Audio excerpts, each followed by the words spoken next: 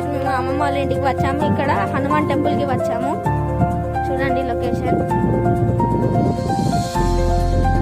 Friends, అది నా favourite location. అక్కడ వ్యూ చాలా బాగుంటుంది. ఇదే హనుమాన్ టెంపుల్.